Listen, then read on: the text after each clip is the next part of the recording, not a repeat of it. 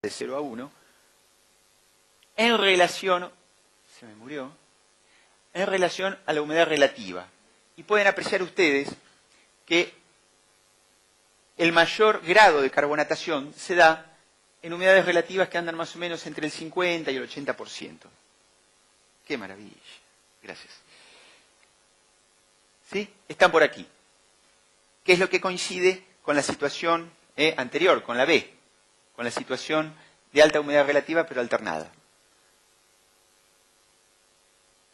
Y hay otra relación, que la pueden ver ustedes aquí, que es en relación el grado de carbonatación o la capa carbonatada que tanto penetra en el hormigón, estará más facilitada si la cantidad de cemento es baja o es más alta, de 200 a 400 kilos por metro cúbico de cemento. Un hormigón tradicional más o menos anda en 350. ¿Sí? ¿Y por qué es eso? Porque el contenido de cemento es el que proporcionalmente le otorga mayor alcalinidad al hormigón. Por esto de que los productos hidratados del cemento son los que le otorgan esa elevada alcalinidad, como les decía. Y asociado a esto, pueden ver ustedes que en general, hormigones que tienen resistencias más bajas son más susceptibles a desarrollar procesos de carbonatación que hormigones, por ejemplo, más altos. Hay 25 megapascales versus 41 megapascales de resistencia característica. En la medida que tenemos más cemento y por ende puede haber una relación directa, hormigones de mayor resistencia, vamos a tener más dificultado el proceso o el avance del frente carbonatado. Y por supuesto, asociado a todo esto, la relación agua-cemento. Obviamente, si uno quiere obtener hormigones buenos, no solo tiene que usar el tipo y cantidad de cemento adecuada, ¿sí?, para lograr la resistencia con la dosificación, la resistencia deseada, pero eso se logra manteniendo o teniendo buenas relaciones agua-cemento, lo más bajas posible.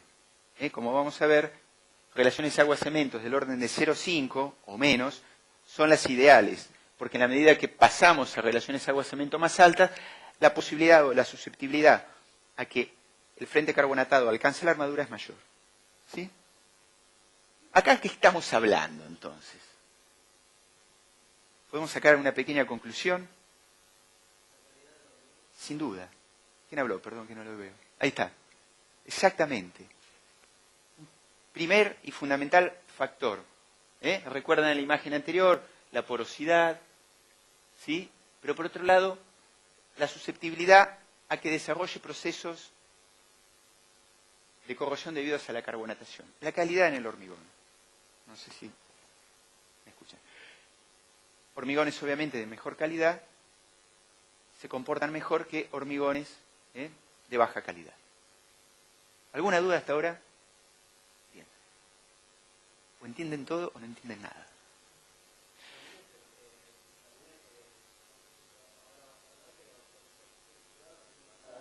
Sí, sí. Nos adelantamos un poco, pero obviamente ustedes bien saben, y es muy oportuna la observación. Porque Un hormigón, cuando se evapora, fractura toda la superficie y es una entrada de agua. Exactamente, sí. El término no es que fractura, sino es que el agua en exceso, vamos a volver al anterior, supongamos que tenemos un hormigón de una alta relación agua-cemento, una inadecuada relación agua-cemento. ¿Eso qué quiere decir? No tener una inadecuada relación agua-cemento. Es que le estamos poniendo más agua de la que necesita la reacción química para formar el gel de cemento. ¿Sí? Entonces, el agua sobrante, ¿qué hace? Se va, como vos bien decís. Y cuando se va en esa primera edad del hormigón, produce toda una red capilar, produce un gruyère por donde transitó. Entonces, por ahí puede darse el caso, por eso es un proceso que debe estar perfectamente ensamblado, es decir, bien formulado el hormigón, pero sobre todo bien colocado y bien curado. ¿Y el curado qué es lo que hace? Lentifica una evaporación prematura de la pérdida de agua. Si tenemos agua en exceso, cuanto mejor lo curemos, más vamos a mitigar una mala relación agua-cemento. ¿Me siguen? ¿Sí? Entonces, ustedes vieron que un factor fundamental que acaba bien de decir él es la calidad del hormigón. Y esto contribuye muchísimo a la calidad del hormigón. El hormigón no queda, por decir así, resuelto cuando colamos el hormigón y queda ahí. No, hay que curarlo de manera adecuada. ¿Sí? Sobre todo, ¿en qué elementos estructurales? ¿En cuáles es más susceptible de evaporar rápidamente? En losas, en situaciones extendidas, planas, que tienen mucha superficie de intercambio con el medio ambiente y que son muy delgadas, ¿sí? Y que encima reciben radiación solar. En determinados climas esto es muy crítico, ¿sí? Muy crítico. Y aparecen después otras lesiones, no solo una gran red capilar, sino que otras lesiones, otra serie de fisuras y grietas asociadas, por ejemplo, a procesos de mal curado. Ese es otro tema igual. Bien. Bueno, quizás conocen esto. Fíjense ustedes, si en el eje de las Y tenemos pH, de 7 a 13, y en el eje de las X tenemos profundidad. Esto es el recubrimiento de hormigón, esto es la barra, ¿sí?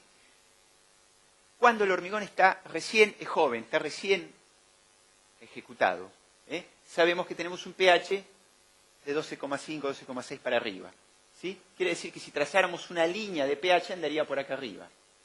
Ahora, en la medida que actúa el CO2, ese pH va a ir bajando.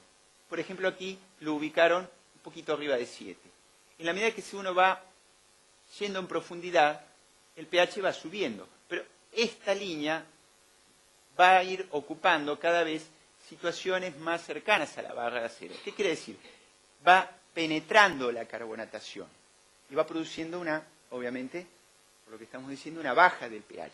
Cuando el pH alcanza valores de 7, 8 y alcanza la profundidad de la barra, y si hay agua y oxígeno suficiente, vamos a tener disparado el proceso de corrosión por carbonatación. Por eso, este ensayo, ¿alguien sabe qué es eso? Estos son probetas de hormigón, extraídas de un hormigón de una losa. ¿Sí? Esta coloración, ¿alguien sabe de qué es? Fenolftaleína. ¿Qué es la fenolftaleína? Un reactivo, que permite, en química muy utilizado, hasta en los jueguitos de química, cuando éramos chicos lo usábamos, permite discriminar si estamos ante una solución o una ácida o básica. ¿Sí? Vira aproximadamente en 8, luego podemos precisarlo más. ¿Qué quiere decir?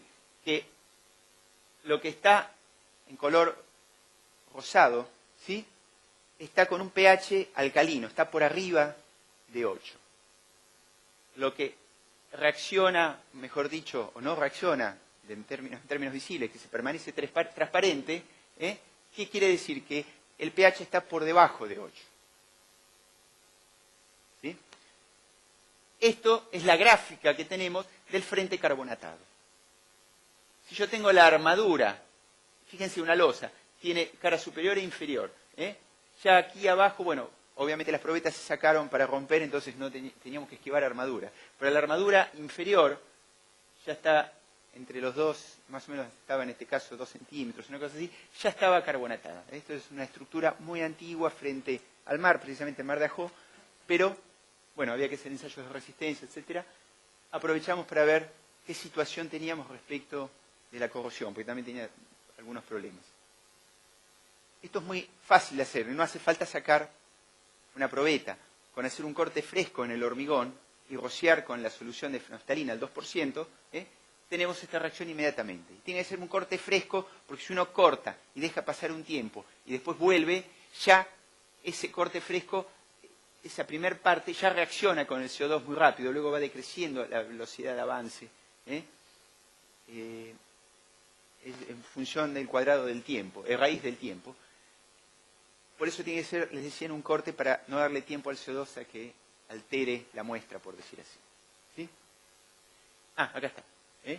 La profundidad X del frente carbonatado avanzará en función de una constante que viene dado por el hormigón, por decir así, la susceptibilidad del hormigón a difundir el CO2.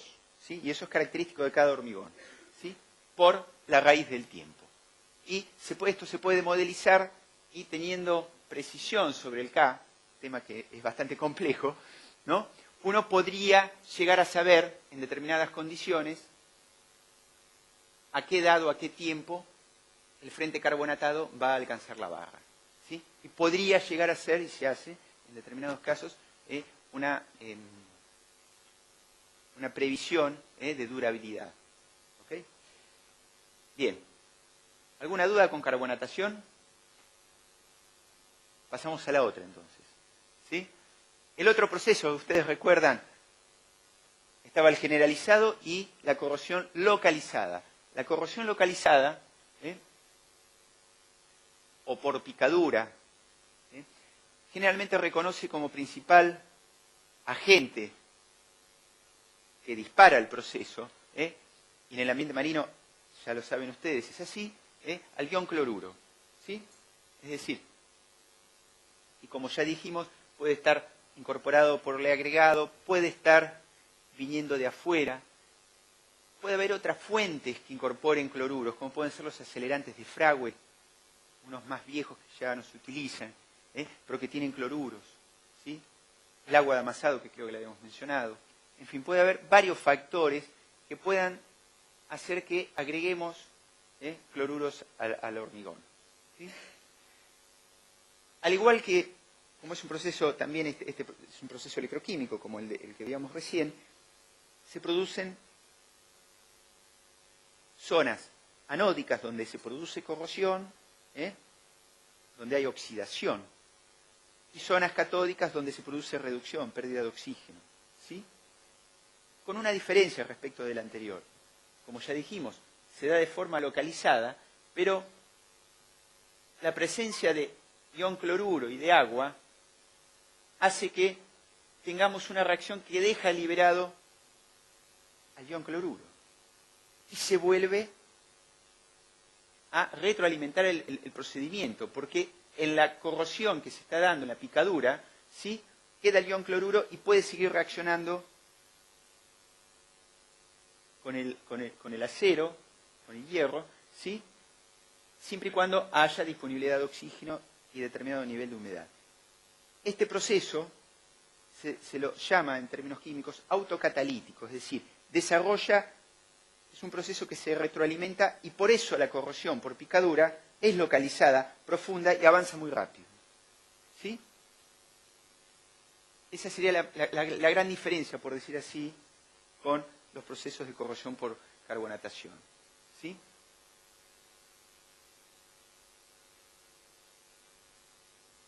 ¿Y cuál es el nivel tolerable o no de presencia de cloruros en el hormigón a nivel, por ejemplo, de la barra, que es el objeto, el elemento que va a ser atacado, ¿sí?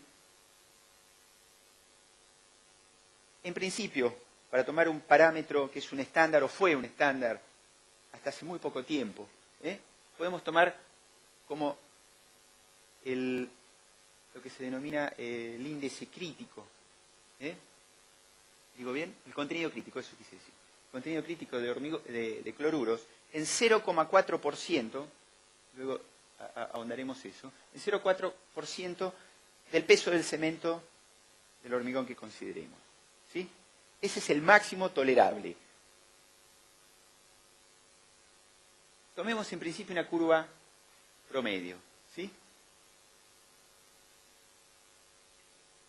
Es el máximo tolerable para una condición desfavorable del medio, que es esta que definimos de manera en común con la carbonatación, en donde las humedades son alternas y de valores intermedios, típico caso de Mar del Plata, ¿sí? ¿Puede el índice crítico de cloruros subir o ser uno más condescendiente, es decir, te permito más contenido de cloruros en el hormigón, si tenemos ambientes con humedades muy bajas, muy secos, ¿sí? O por el contrario, si tenemos ambientes saturados. ¿Por qué? Porque cuando el ambiente está seco, el proceso electrolítico que se da, el cuarto elemento que cierra la pila eléctrica, desaparece porque el hormigón está seco. Y para que haya circulación por la masa del hormigón, ¿sí?, eléctrica, circulación eléctrica, necesitamos determinado nivel de humedad. Entonces, cuando no tenemos humedad, el proceso electrolítico básicamente se detiene. Por eso podemos ser más tolerantes en los contenidos críticos, en los contenidos de cloruros en hormigones en ambientes secos. Por el contrario, en hormigones que van a estar permanentemente saturados, ¿sí?, se da una detención del proceso de corrosión por la escasez de oxígeno. El oxígeno es el que limita aquí o le da un freno al proceso de corrosión, ¿sí? Por eso, nuevamente, la situación más crítica es la del medio. Pero ahora tiene sus variables esto. Fíjense ustedes. Si tenemos un hormigón de buena calidad, con una red de capilar muy baja, vamos a estar en una mejor situación. Si tenemos un hormigón de mala calidad, vamos a estar en una peor situación. Y si encima el hormigón está carbonatado, peor. Aquí yo diría una cosa muy antigua. Juntos son dinamita, ¿no? Había una película o algo así que tenía ese nombre hace muchos años, ¿no? Bueno, ¿por qué? Si el hormigón está carbonatado, soy menos tolerante al contenido de cloruros. Porque en la fase acuosa del hormigón, es decir, en la red capilar, tenemos los cloruros que están disueltos y son los que producen la despasivación de la armadura. Pero hay otra parte de los cloruros que están en la fase sólida, que están en el gel, que están enlazados químicamente y que no están disponibles. Pero se tornan disponibles y se ceden y pasan a quedar como iones cloruros libres en presencia de la carbonatación, ¿sí? Entonces, moraleja, si tenemos un hormigón carbonatado, va a ser menos tolerante con la presencia de iones cloruros, ¿sí?, a valores muy bajos, al orden de 0,15 más o menos, ¿sí? ¿Se entienden las relaciones? Bien. Entonces, bueno, volvemos sobre algunas cuestiones, podemos ir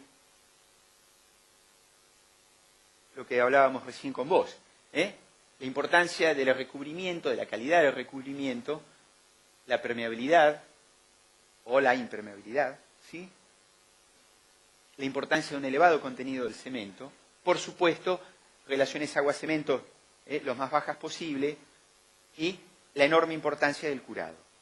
Volvemos prácticamente a los mismos factores que teníamos para la carbonatación, es decir, respecto de hacer más o menos susceptible al hormigón a desarrollar estos procesos, ¿sí? Bien.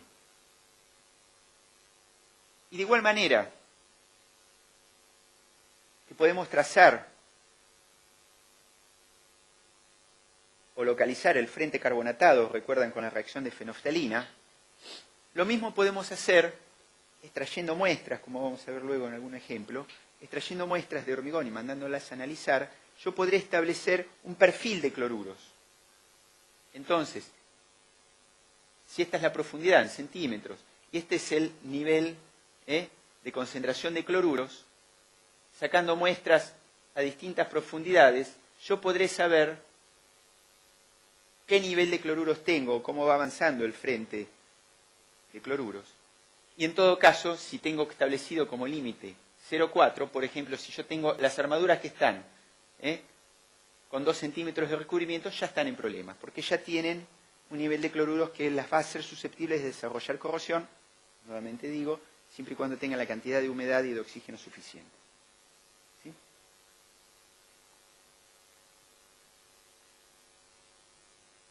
Para ir cerrando conceptos, para que haya corrosión con pHs por debajo de 8, es decir, pHs del recubrimiento de hormigón ya neutros o ácidos, ¿sí?, con que haya oxígeno y agua suficiente, se desarrolla el proceso.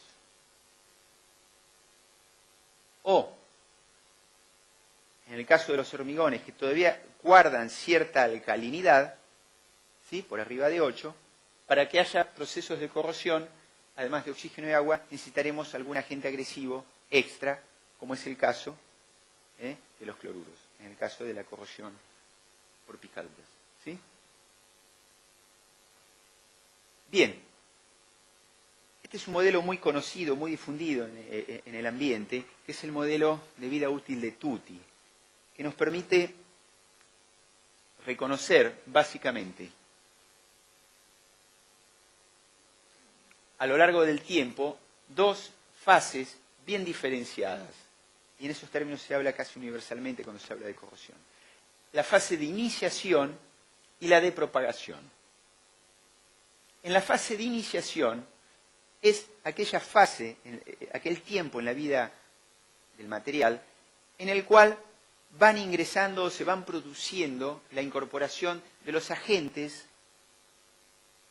que con determinado nivel de concentración y de actuación podrán desarrollar procesos de corrosión, pero que de momento no lo desarrollan. Con lo cual, en la fase de iniciación, el grado de corrosión es bajo o es casi cero.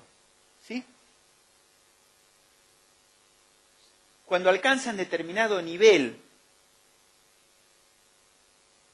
el CO2 porque logró despasivar la armadura y llegó a la armadura, o el índice de cloruro llegó a la armadura con un tenor determinado, generalmente por arriba de 0,4, ¿sí?, ya tenemos problemas y se dispara el proceso de corrosión, siempre y cuando haya agua, oxígeno disponible, humedad relativa y oxígeno aquí pone, y un factor que me había olvidado de comentarles, que es oportuno ahora, hay también una dependencia en la velocidad de corrosión con las temperaturas. A bajas temperaturas el proceso electroquímico es más lento. En temperaturas más altas el proceso se acelera. Por ejemplo, es muy común que en climas cálidos los procesos tengan una evolución más rápida y sin ir más lejos.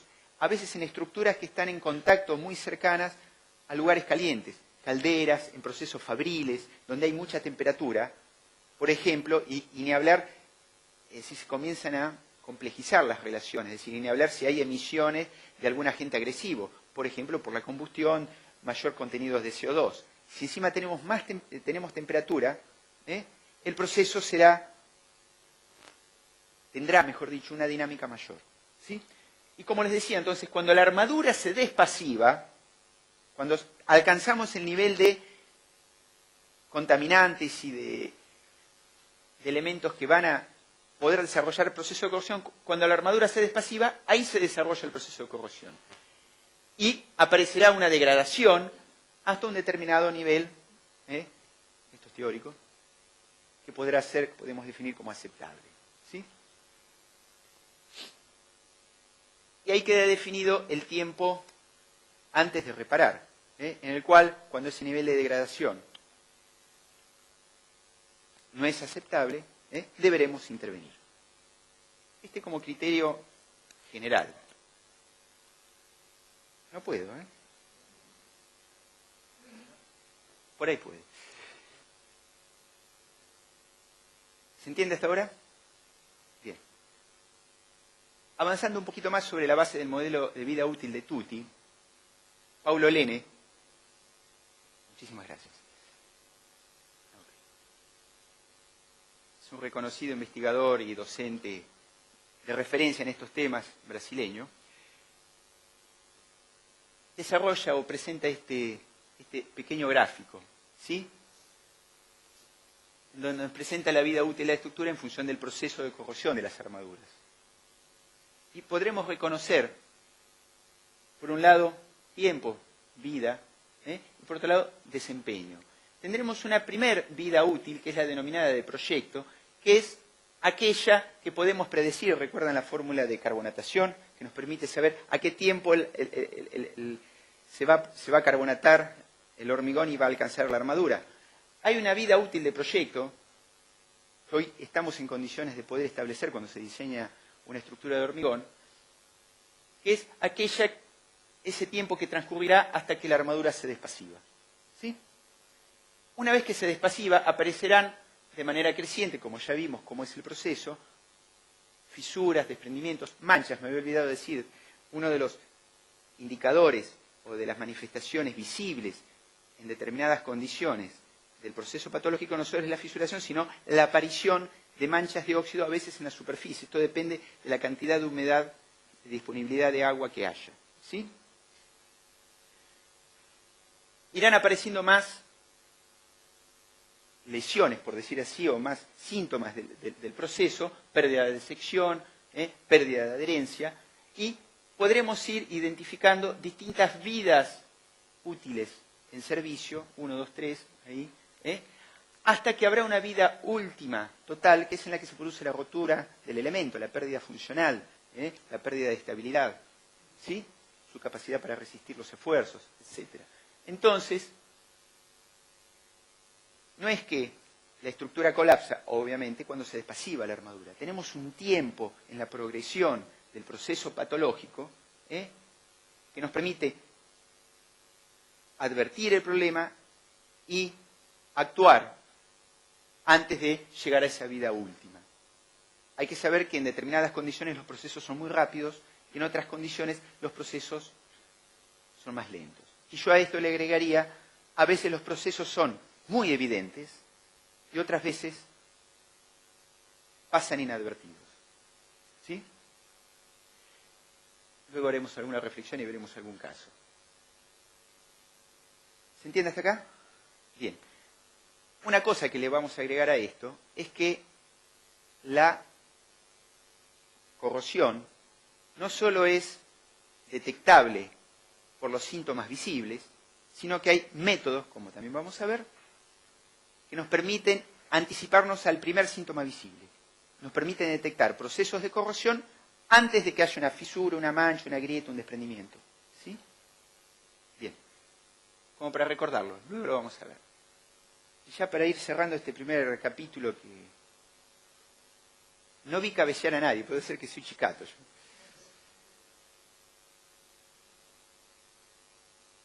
¿Se va entendiendo hasta ahora? Bien.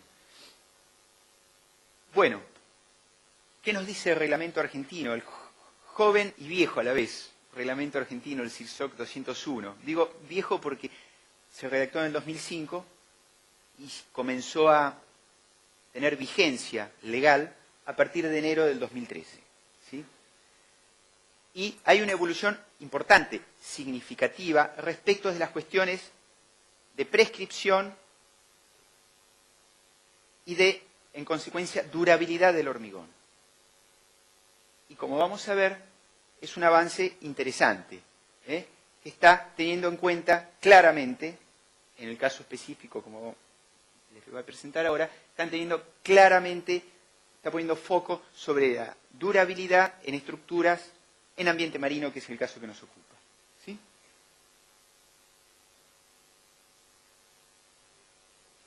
Fíjense ustedes, clasifica esta tabla distintas clases de exposición de medios ambientes en el cual el hormigón se expone. ¿Sí? Y tenemos tipificado el ambiente marino. Para estructuras aéreas, clasifica en dos. El A3, que es menos severa, y la M1, que es más severa. Y fíjense ustedes, se refiere la A3 a estructuras que están al aire, es decir, no sumergidas, para diferenciarla de la de abajo, sumergidas o semisumergidas, al aire, puede ser cualquier estructura de hormigón, viga, columna, tabique, losa, que está en contacto con el aire, que tiene posibilidades de ser atacada por cloruros y que está a más de 1 kilómetro. Esta es la menos severa, A3. Y la M1 considera a las estructuras expuestas al aire, en este caso, que están a menos de 1 kilómetro. Establece ahí, se diría en política, una raya, ¿no? Dice, para acá o para allá. ¿Y por qué establece el kilómetro? Este es un estándar con algunas variaciones, pero se suele dar también en otras normas. Porque es hasta donde se sabe, dependiendo de la geografía, de la orografía, del relieve, que hay contenidos de cloruros en el spray marino, ¿sí? Suficientemente altos. En la costa, por ejemplo, mediciones de bibliografía de Brasil, se pueden llegar a medir el orden de 500 miligramos por metro cuadrado por día de deposición de sales. ¿Sí? Y en la medida que nos vamos alejando, más o menos al kilómetro, pueden llegar a bajar a valores muy inferiores. No me acuerdo, pero creo que 200 o menos. ¿Sí? Ya lo voy a encontrar. Entonces,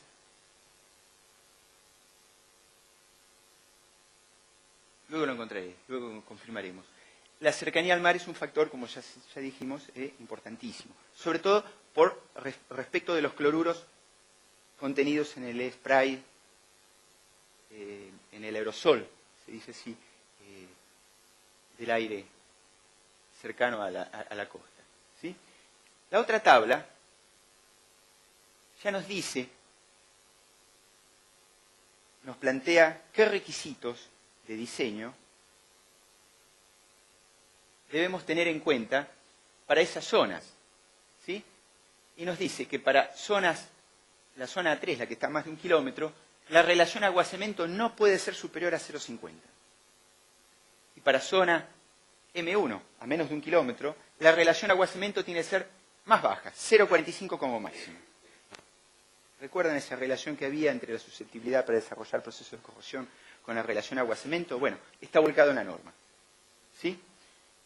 Y de igual manera nos dice qué tensión característica debe tener el hormigón, como mínima. Para zonas A3, a más de 1 kilómetro, para hormigón armado tendrá que tener 25 megapascales. Fíjense que es más exigente para hormigón pretensado. ¿Sí? Resistencia característica mínima de una estructura a más de 1 kilómetro en el litoral marítimo. Y a menos de 1 kilómetro sube los valores a 35 para hormigón armado y para pretensado a 40 megapascales. Por debajo de eso está fuera de norma. ¿Sí?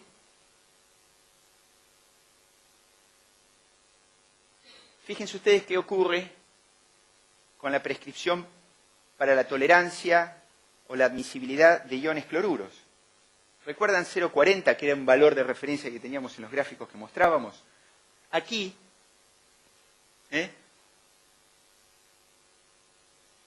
ambiente con cloruros, hormigón armado de curado normal, un hormigón, entre comillas, podríamos decir, tradicional.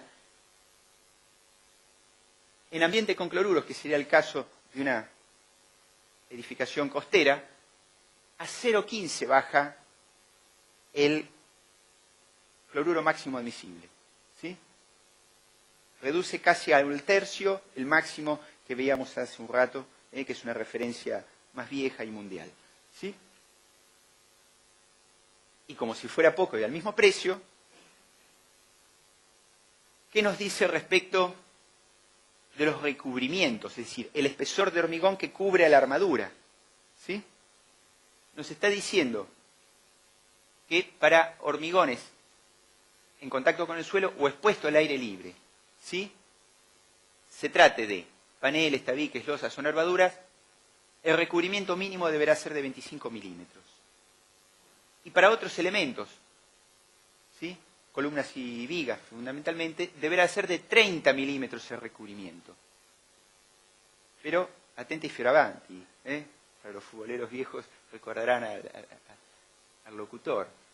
Fíjense lo que dice abajo, que para las clases de exposición,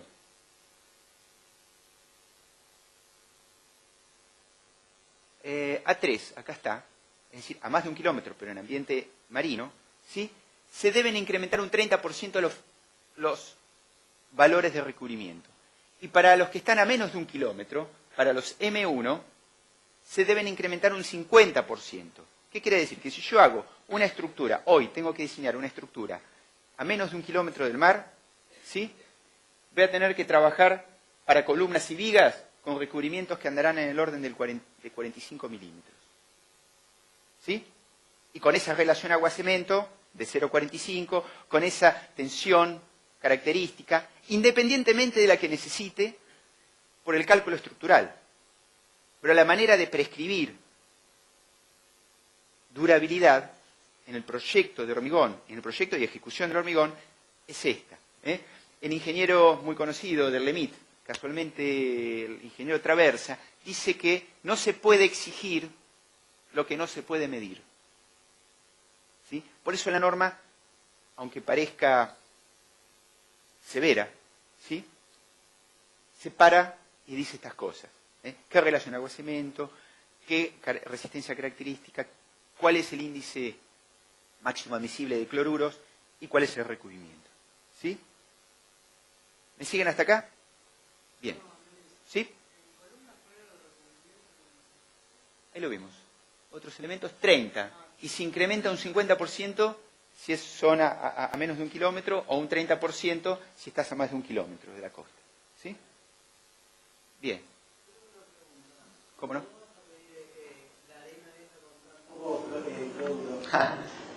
Bien, qué buena pregunta. ¿Quién te la vende? Hoy día nadie. Nadie. Bueno, lo que hay que hacer cuando uno... ¿Perdón? Lavarla. Claro. Y analizarlo. Los proveedores de hormigón armado, las plantas, digo, debieran estar haciendo eso, que es un proceso relativamente, se puede decir, de control industrial sobre la elaboración del hormigón. Debieran estar haciendo eso. ¿Sí? Más lavada o de otro lado. Generalmente, como estoquean la arena, van sacando del granel que tiene, la parte superior es la que está generalmente más lavada. Ahora, debiera hacerse, ignoro si lo están haciendo ahora las principales proveedoras de hormigón aquí, pero debiera hacerse, si está estipulado inclusive en la norma de elaboración de hormigón, análisis del contenido de cloruros, ¿sí?, de la arena. Porque también estudios del UNICEN, que es la Universidad Nacional del Centro, del Laboratorio de Materiales, Cabrera y otros investigadores de referencia, hablan que en el ambiente marino el principal culpable del desarrollo de procesos de corrosión por cloruros es el agregado y no la exposición al cloruro que está en el spray marino. Contribuye, como vamos a ver, pero el principal causante de los problemas es, como bien vos decís, la arena, en nuestro medio, ¿sí? Ni hablar si usamos agua de mar para elaborar hormigón. Eso a nadie creo que se le ocurriría, ¿sí? Bien, ¿les parece que hacemos un corte? Pero los voy a dejar. Perdóname los que ya me vieron alguna vez anterior, les ruego la reiteración, o a los colegas de vasta experiencia que seguramente estoy hablando obviedades. Pero les voy a dejar un acertijo, si ustedes quieren. Si el que ya lo sabe, se lo calla. ¿Qué relación se puede establecer entre un procedimiento para evaluar un edificio afectado por procesos de corrosión? Este está arregladito, este no tiene ningún problema ahora. Y un procedimiento en la aviación, ¿sí?, en cualquiera de sus fases, ¿sí?, despegue, crucero, aterrizaje, lo que sea, ¿sí? ¿Qué relación se puede llegar a establecer? Lo charlamos después de la pausa, ¿sí? Ya hay impacientes allá atrás. Están. Bien, bueno. Espero que vuelva alguno después de la pausa.